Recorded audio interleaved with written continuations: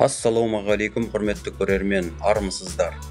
Назарларыңызға футболдан отандық командаларымыздың Еурокубок турнирлеріндегі ойындарына шолуымызды ұсынамыз. Бейсенбі күні 17 тамызда Еурокубок турнирлеріндегі 3-ші іріктеу раундының қарымта ойындары өтті. Онда елімізден Астана, Қостанайлық Тобыл және Ақтөбе командалары қатысқан болатын. Еуропа лигасы турнирінің аясында Болгарияның Разград қаласында жергілікті Лудогорец командасымен Астана кездескен болатын. Осы текетірестің басында біз Болгария футбол туралы бүкілін және бәрін білеміз деген Григорий Бабаян жаттықтыратын Астана командасы өз алаңында болған бірінші ойында қарсыласын 2-1 есебімен жеңіп, көңілге сенім ұялатқан еді. Лудогорецті өтсек, Аякспен матч болады деп те фантазиямызды қосқанымызды жасырмаймыз. Бірақ олай болмады. Қарымта ойында болгарлар білекті сыбанып іске жақсылап кірісті және ойынның 25-ші минутында есеп ашты. Гол авторы қараусыз жабылмай қалып, емін-еркін көсіліп ойнаған Лудогорецтің ганалық шабуылшысы текпетей. Дегенмен Астана азғантай уақыттың ішінде есепті теңестіре білді. Ореганың шығарған пасынан кейін Дембо Дарбо көзге түсті.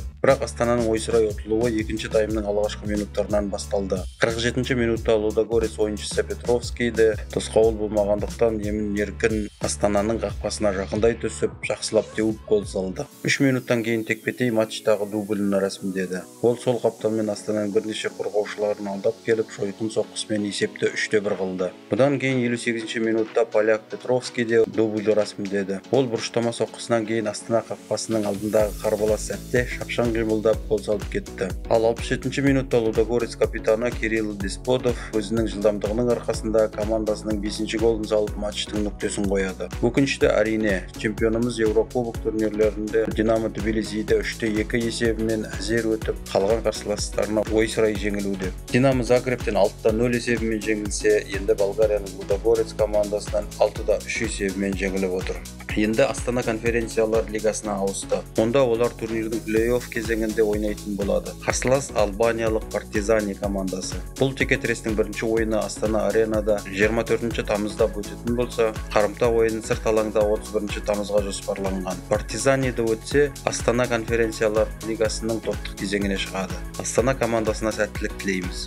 Енді конференциялар лигасына ауысайық. Ақтөбеде Қобыланды Батыр стадионында жергілікті команда Румынияның Сепси командасын қабылдады. Жанкүйерлер әдеттегідей командаларына қолдау көрсетіп, стадионда керемет атмосфера жасады. Бәріміз де Ақтөбеге сенген едік. Сепсиді минималды есеппен болса да жеңіп, турнирдің келесі плей-офф кезеңіне өтеді деп ойладық. Бірақ бәрі ойдағыдай болмады. Ақтөбе бірде-бір гол сала алмады. Шабуылдар жасады, бірақ олары мардымсыз болды. Ақтөбенің ойыны жүрмеді. Оның капитаны Шамко тіпті ойнап білмейтін адамға ұқсады. Мүмкін оларға графиктерінің тығыздығы өзінің кері әсерін тигізген болар. Ал қарсылас команданың ойыны сапалы болды. Комбинациялы ойындар көрсетті. Бастары да дәл болып жатты. Сөйтіп олар ойынның 66-ші минутында бұрыштама соққысынан кейін матчтағы жалғыз голды соғып кетеді. Гол авторы Николай Паун. 1-0 есебі Сепсиге жеткілікті болды. Өйткені Румынияда өткен осы жұптың бірінші ойыны 1-1 есебімен тең аяқталған болатын. Сонымен румыниялық Сепси ойынымен жеңіске лайық болды және де олар сол жеңістеріне жетіп, турнирдің келесі кезеңіне шықты. Ал Ақтөбе Еурокубоктан шығып қалды. Олар енді бар күшін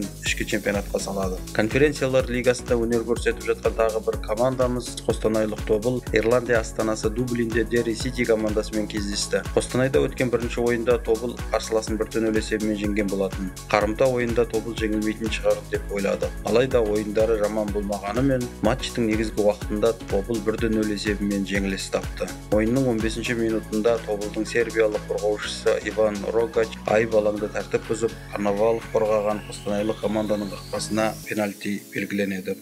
Оны Уильям Петчинг сәтті орындайды. Осыдан кейін ойынның негізгі уақытында гол салынбайды. Сөйтіп жұптың жеңімпазын анықтау мақсатында 30 минуттан тұратын қосымша уақыт белгіленеді. Мұнда да гол болмай пенальтилер сериясы өткізіледі. Пенальтилер сериясында Тобылдың жолы болады. Қостанайлық команда тұңғыш рет Еурокубок турнирінің плей-офф кезеңіне шықты. Онда олар Чехияның тәжірибелі Виктория Плзен командасымен кездеседі. Бірінші ойын 24 тамызда Қостанайда өтетін болса, қарымта ойын 31 тамызда Чехияда болады. Тобыл командасына сәттілік тілейміз.